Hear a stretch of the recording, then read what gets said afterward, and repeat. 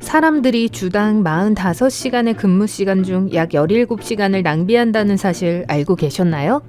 이는 근무일 이틀을 통째로 낭비하거나 한 달 중 일주일 또는 1년 중 3개월을 통째로 낭비하는 거예요. 이 시간을 되찾을 수 있다고 상상해보세요. 그렇다면 우리는 이 일을 멈추는 방법을 배워야 해요. 레아를 만나보세요. 28살이고요. 오늘은 레아의 생산성 향상을 도울 거예요. 레아가 가장 먼저 해야 할 일은 자신의 몸에 귀를 기울이고 속도를 맞추며 유리한 쪽을 찾는 거예요. 어떤 사람은 얼리버드형이고 어떤 사람은 밤 올빼미형이라는 걸 알고 계실 거예요. 따라서 레아는 자신이 어떤 사람인지 파악해야 해요. 아침에 더 활동적인가요? 아니면 저녁에 더 활동적인가요? 이제 수면 패턴을 파악했으니 자신의 필요와 근무 시간 같은 약속을 고려해서 수면 일정을 적절히 계획해야 해요. 혼자 살면서 원격 근무를 하는 레아는 이곳에서 많은 자유를 누리고 있어요. 하지만 매일 11시에 회의가 있고 조카를 방과 후 1시간 동안 돌봐야 해요. 그래서 그 시간에는 깨어 있어야 합니다. 다행히도 레아는 일찍 일어나는 편이에요. 수면 스케줄은 일관성이 매우 중요하기 때문에 일단 정해진 수면 시간을 지키기 위해 노력해야 해요. 몇 주 동안 여러 가지 시도를 한 끝에 레아는 7.5시간의 수면이 필요하다는 걸 깨달았어요. 그래서 밤 10시 15분에 잠자리에 들고 잠들기까지 15분 정도 걸리며 아침 6시에 일어나죠. 그 다음으로 레아에게 필요한 것은 일관되고 에너지를 북돋우는 아침 루틴이에요. 이렇게 하면 식사 전이나 후에 양치질을 해야 할지 아침 식사로 샌드위치나 달걀을 먹을지 고민하느라 시간과 에너지를 낭비하지 않을 수 있어요. 운동이나 가벼운 산책과 같이 에너지를 북돋우는 활동을 추가하는 것도 좋아요. 또한 하루의 첫 1시간 동안은 스마트폰을 사용하지 않는 것이 좋아요. 아침은 끝났지만 앞으로 하루 종일 일해야 해요. 레아가 알아야 할 몇 가지 규칙이 있어요. 첫째, 할 일 목록은 중요해요. 문제는 할 일의 목록이 끝이 없다는 거죠. 좋은 소식은 목록에 있는 모든 일을 다 할 필요가 없다는 거예요. 80-20 법칙에 대해 들어보신 적 있으신가요? 이 법칙은 작업의 20%가 결과의 80%를 가져온다는 걸 말해요. 나머지 80%의 작업이 결과의 20%를 추가로 제공하죠. 결론이요?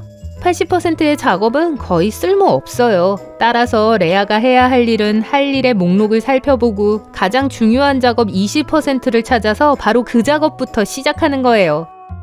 하지만 뭐부터 시작해야 할까요? 살아있는 개구리를 먹어야 돼요. 이런 개구리 말고요. 개구리란 할 일 목록에서 가장 중요한 과제를 말하고 가장 어려울 가능성이 높아요. 이 과제는 레아의 경력에 가장 긍정적인 영향을 미칠 수 있는 과제이고 아마도 가장 미루기 쉬운 과제일 거예요. 따라서 레아는 이 개구리를 찾아서 먹어야 해요. 바로 그 과제를 수행해야 하죠. 가장 어려운 과제를 완수했을 때 가장 큰 만족감을 얻어요. 하지만 개구리는 개구리죠. 가장 어렵고 우리가 일반적으로 미루는 일이에요. 저는 우리가 잃어버린 17시간 중 적어도 15시간은 가장 중요하고 큰 일을 미루는 데 쓰인다고 장담할 수 있어요. 미루는 이유는 그 일이 너무 크고 너무 길고 너무 무섭게 보이기 때문이에요. 따라서 어려운 일을 할 때 작은 일로 나누어서 하나씩 해나가는 것이 좋아요. 이상적으로는 각 작업에 20분 이상 걸리지 않아야 해요. 레아의 하루 중 가장 중요한 작업은 업무 프로젝트를 완료하는 거니까 이걸 여러 부분으로 나눠야 해요. 하지만 잠시만요. 레아가 작업을 시작하기 전에 다른 작업을 확인하고 하루 종일 효과적으로 분산시켜야 해요. 자신이 가장 생산적인 시간대와 두뇌가 가장 잘 작동하는 시간대를 추적해야 합니다. 그 반대의 시간대, 즉 지치기 쉬운 시간대나 다른 약속으로 인해 집중력이 흐트러지는 시간대를 정확히 파악해요. 이건 그녀가 매일 하는 모든 일반적인 작업의 목록이고 이제 시간대에 작업을 할당하기만 하면 돼요. 레아에게 매일 가장 중요한 작업은 프로젝트 작업이에요. 따라서 조카가 방과 후 1시간 동안 함께 지내러 오는 오후 1시에는 당연히 작업을 피해야 해요. 주의가 쉽게 산만해질 수 있으니까 이 시간대에 이메일 확인을 예약하는 것이 좋아요. 가장 좋은 생각은 가장 생산적인 시간에 가장 중요한 작업을 예약하는 거예요. 가장 생산적인 시간은 오전 7시부터 10시까지니까 아침에 가장 먼저 중요한 것부터 시작해서 그 시간 동안 가장 어려운 작업을 수행해야 해요. 오후 4시가 되면 뇌의 효율성이 떨어지니까 변수를 편집하고 표를 정리하는 등 지루한 작업을 하기에 좋은 시간대예요. 이런 식으로 하루를 계획하면 생산적으로 일할 수 있는 구조가 만들어지죠. 이제 작업을 시작할 차례예요. 다음은 효율적으로 작업하는 방법에 대한 몇 가지 팁입니다. 첫째, 비슷한 작업을 그룹화해서 올바른 마음가짐을 유지하면서 차례로 수행할 수 있도록 하세요. 둘째, 방해가 되는 모든 것을 제거하세요. 휴대폰을 방해금지 모드로 설정하고 웹사이트 차단기를 사용하며 이메일을 확인하지 마세요. 이메일 확인 시간을 매일 2번으로 정하고 그 시간이 아니면 절대로 이메일을 확인하지 마세요. 생각이나 해야 할 일이 떠오르면 바로 실행에 옮기지 마세요. 그냥 적어두고 주요 작업으로 돌아가세요. 생각과 아이디어가 항상 떠오르는 것은 아니니까 항상 노트를 준비해두세요. 완벽주의를 버리세요. 완벽주의는 불필요하며 스트레스와 압박감만 가중시킬 뿐이에요. 다음 진실은 휴식을 취하지 않으면 생산성을 높일 수 없다는 거예요. 우리는 9시간 동안 쉬지 않고 앉아서 일할 수 있는 로봇이 아니에요. 사실 이것이 미루는 또 다른 이유이기도 해요. 여러 가지 전략이 있으니까 자신에게 가장 적합한 전략을 찾아야 해요. 어떤 사람들은 25분 동안 집중하고 5분간 휴식을 취해요. 어떤 사람은 50대 10으로 하기도 하고요. 어떤 사람은 90분 동안 일하고 15분 휴식을 취해요. 각각을 시도해보시고 자신에게 가장 적합한 방법을 찾아보세요. 하지만 휴식 시간 없이 한 번에 90분을 넘기진 마세요. 집중력이 떨어지기 시작하고 일을 만회하기 어려울 거예요.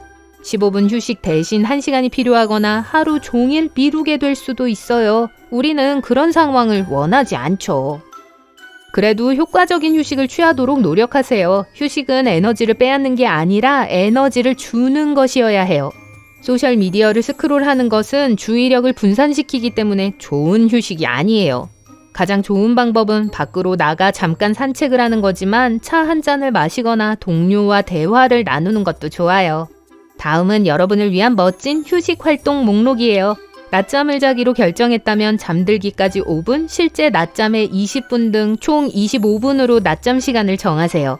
그 이상 낮잠을 자면 잠에서 깨어났을 때 졸음이 쏟아지는 수면 단계에 들어가게 되니까 그 이상은 자지 마세요.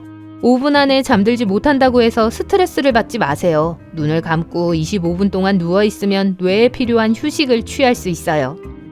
좋은 휴식 활동들을 알려드릴게요. 밖으로 나가기, 가벼운 스트레칭, 운동하기, 누워서 눈 감기, 음료 만들기, 건강에 좋은 간식 먹기, 전화 받기, 호흡 운동, 명상, 방 정리하기, 책 읽기, 낙서. 이제 하루 일과가 끝났어요. 저녁 루틴은 업무에서 벗어나 휴식을 취하는 데 중요하다는 점을 기억하세요. 저녁을 먹고 샤워를 하고 독서를 하세요. 그리고 다음 날을 계획하는 것도 잊지 마세요. 이렇게 하면 생각할 시간을 낭비하지 않고 바로 하루를 시작할 수 있어요. 행운을 빕니다.